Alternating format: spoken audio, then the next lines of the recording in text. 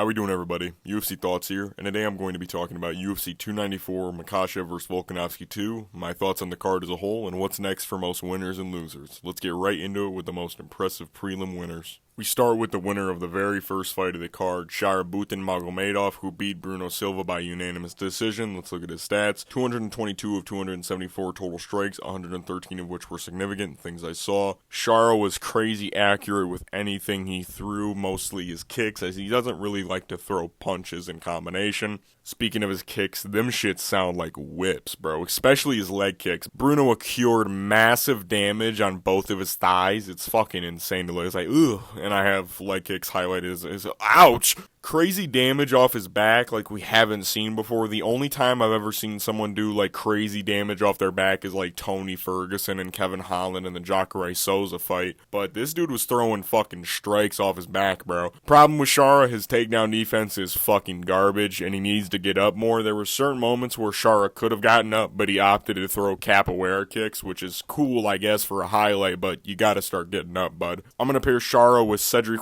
Dumas, who also won on this card.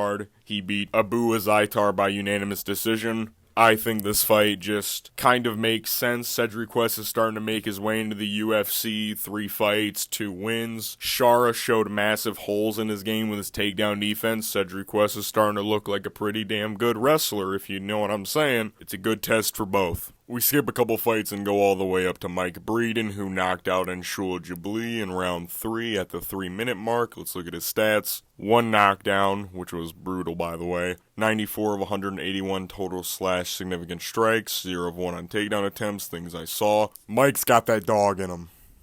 He's got the dog in him. He started barking at Anshul. Anshul was like, "Aah!" Crazy pressure in the later rounds. Mike Breeden was starting to get pieced up in rounds 1 and somewhat of 2, but then Mike just started like, "Arr!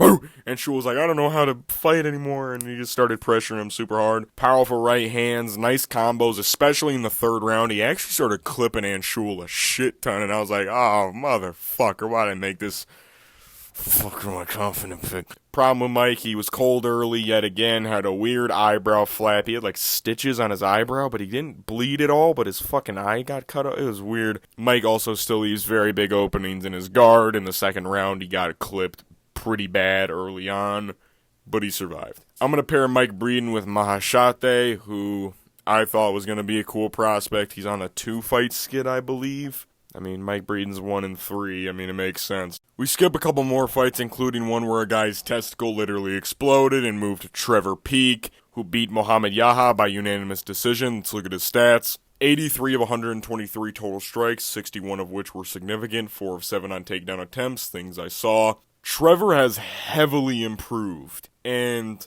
I'm actually kind of shocked at how well he's improved after just 1 loss. Great clinch control and strikes. His regular stand-up is so much more patient and no more hammer fists. He still feints them, which is kind of scary. But his striking just looks a bit more clean, which is weird to say for Trevor Peek. Great pressure. He was pressuring Mohamed Yaha for most of the fight. Trevor's cardio didn't really improve, though. He still slowed down pretty much in the 3rd round, and Trevor is no longer as exciting as he was. He was a little bit boring, but I'm glad to see the man get a fucking win. Let's go, Trevor. Let's fucking go, Trevor. I'm going to pair Trevor with Guram Kutateladze. I just want to see something, bro. I want to see if Trevor fucking can clip him like Alves did, bro. Fuck that little hobbit up, Trevor. Fuck. We go to the next fight, which was the featured prelim with Muhammad Mukayev, who submitted Tim Elliott in round 3 with a head and arm choke. Let's look at his stats. 118 of 146 total strikes, 14 of which were significant, 3 of 6 on takedown attempts, 1 sub-attempt that he completed, things I saw. Good control on the ground and transitions and reversals. There were certain moments where Muhammad Mukayev would be in a bad position and he would reverse it. Like in the 3rd round where he actually got to the position to get the head and arm choke, he like fireman carried fucking Tim Elliott and slammed him on the ground. He also got a humongous slam in the 2nd round, which was fucking, it flash KO'd Tim Elliott for a second. He told his corner that. Just very well versed on the ground, even off his back. Clutch submission yet again. Muhammad Mukayev has made a living off of getting submissions in clutch moments. He's literally got a three-pointer for a submission game. He's also very strong from what it looks like. Now, from what I saw on the scorecards, Muhammad Mukayev was actually down 20-18 on 2 of the 3 scorecards, which is kind of bizarre to me. I thought Muhammad actually won the second round with the slam, but it is what it is. And what that tells me is that Muhammad needs to start faster.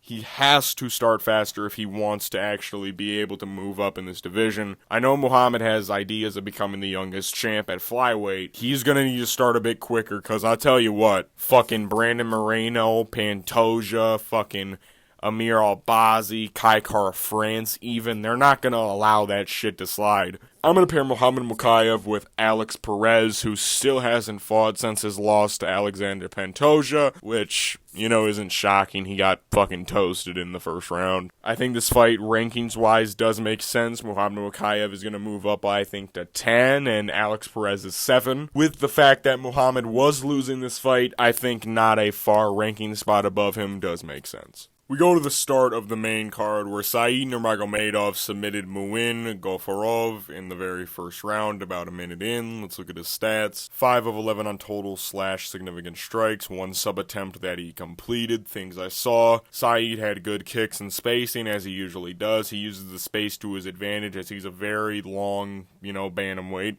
Great submission attack. Right as Muin started to advance forward, he immediately put that guillotine in, and it was sunken in fucking quick, dude. Said's back in the win column with that. He was coming off the Jonathan Martinez loss back at Yan versus Dvalishvili in March. This was an impressive performance against a not-so-good guy.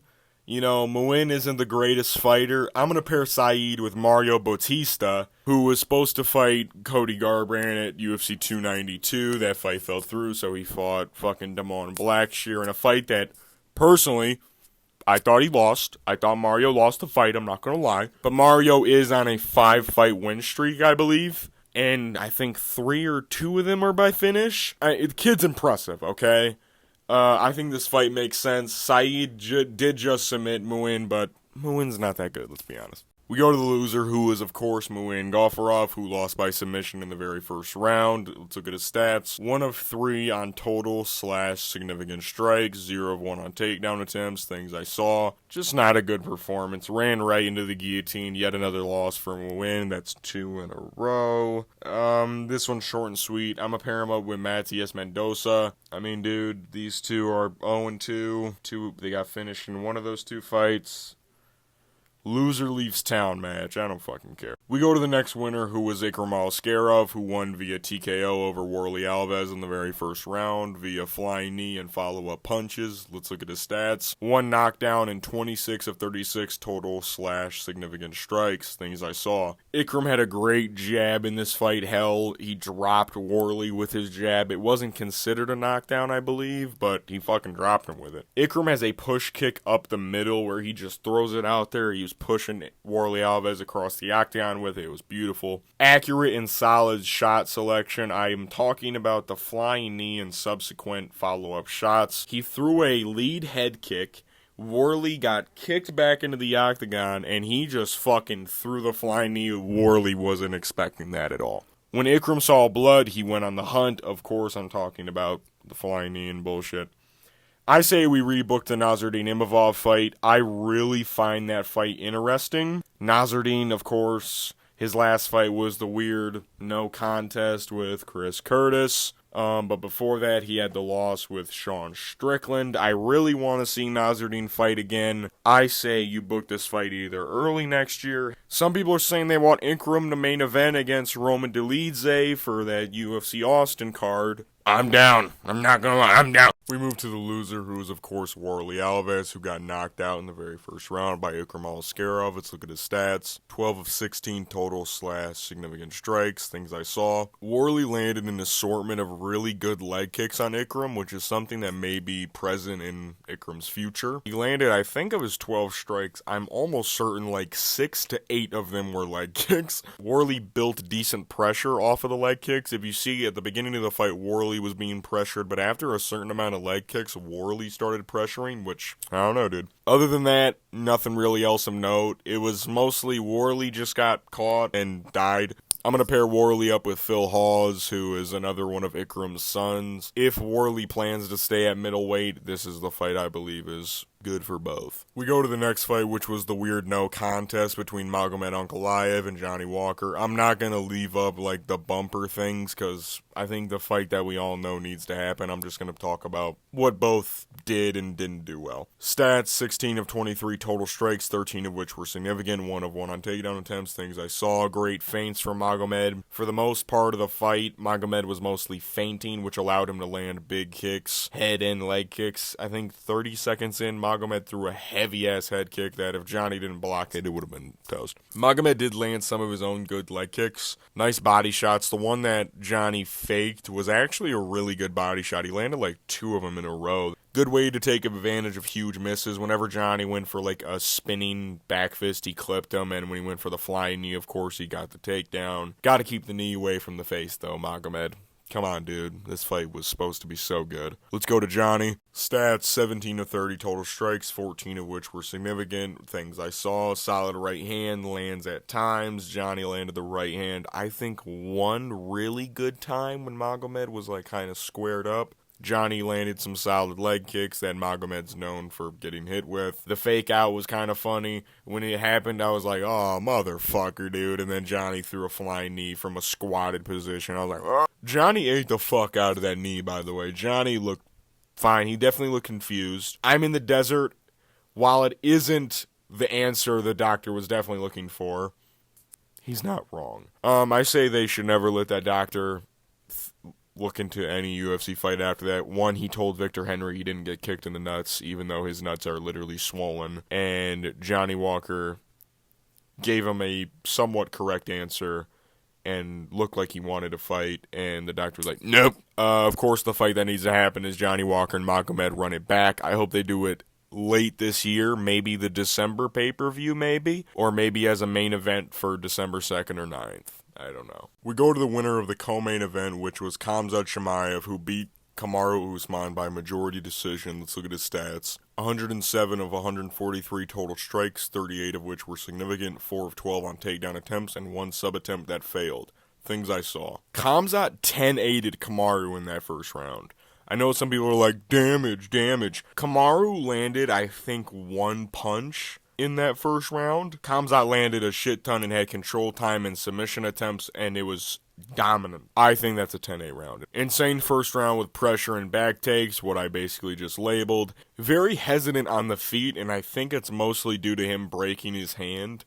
And he says the first round. I don't know when he broke his hand. I don't know how he did it. Some people think it's when Kamaru threw him down. He catches himself with his hand. Khamzat's cardio might still be an issue, and that's not good, if I'm being honest. I think Khamzat's next fight will be Sean Strickland. He might not be the next person to fight Sean Strickland. I think if he has a broken hand, it will be Dricus. But I think his next fight will be Sean Strickland. We move to the loser, who is, of course, Kamaru Usman. Let's look at his stats. 58 of 92 total strikes, 36 of which were significant, 0 of 1 on takedown attempts. Things I saw: Kamaru was able to survive as the nail. Kamaru has been the hammer almost his entire career, and he suffered a big nail experience in that first round, and he survived. Great sub-defense on his part. Nice 1s and 2s in round 2 and 3. His cardio is still crazy. I wish Kamaru would have fucking taken the 5 round.